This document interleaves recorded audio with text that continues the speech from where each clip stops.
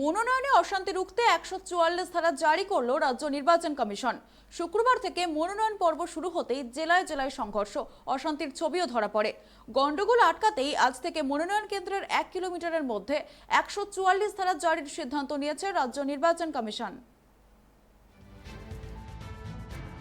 রাজ্যের শাসক দলের কর্মীরা মনোনয়ন পেশ করতে বাধা দিচ্ছে, এই অভিযোগে প্রথম দিন থেকেই সরব হয়েছেন বিরোধীরা। মনোনয়নকে কেন্দ্র করে রাজ্যের বিভিন্ন জায়গায় অশান্তির খবরও মিলেছে, তাই সুষ্ঠুভাবে মনোনয়ন করাতে আরও কড়া পদক্ষেপ নিল নির্বাচন কমিশন। পঞ্চায়েত ভোটের দিনক্ষণ ঘোষণার পর থেকেই উত্তেজনা ছড়িয়েছে রাজ্যের বিভিন্ন জায়গায়।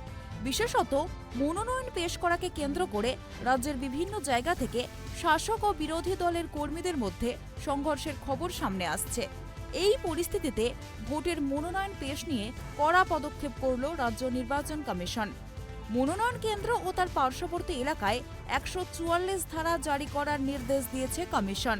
এছাড়াও অনেককে নিয়ে মনোনয়ন পেশ করতে যাওয়া যাবে না, এমনও নির্দেশিকা জারি করা হয়েছে। গোটা রাজ্যে প্রতিটি মনোনয়ন কেন্দ্রের 1 কিলোমিটার পর্যন্ত 144 ধারা জারি থাকবে। রবিবার এমনই নির্দেশিকা জারি করেছে নির্বাচন কমিশন।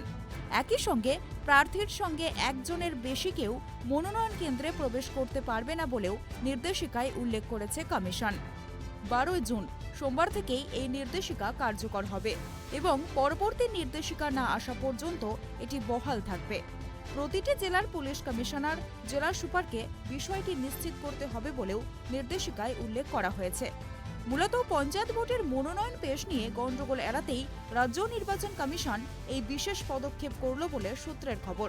উল্লেখ্য, রাজ্যের শাসক দলের কর্মীরা মনোনয়ন পেশ করতে বাধা দিচ্ছে, এই অভিযোগে প্রথম দিন থেকেই সরব হয়েছেন বিরোধীরা। মনোনয়নকে কেন্দ্র করে রাজ্যের বিভিন্ন জায়গায় অশান্তির খবরও মিলেছে, তাই সুষ্ঠুভাবে মনোনয়ন করাতে সম্প্রতি গোটা প্রক্রিয়াটি ভিডিওগ্রাফি করার নির্দেশ দিয়েছে নির্বাচন commission.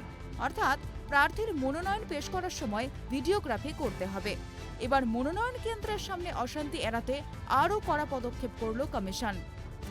Bureau report, tribe TV.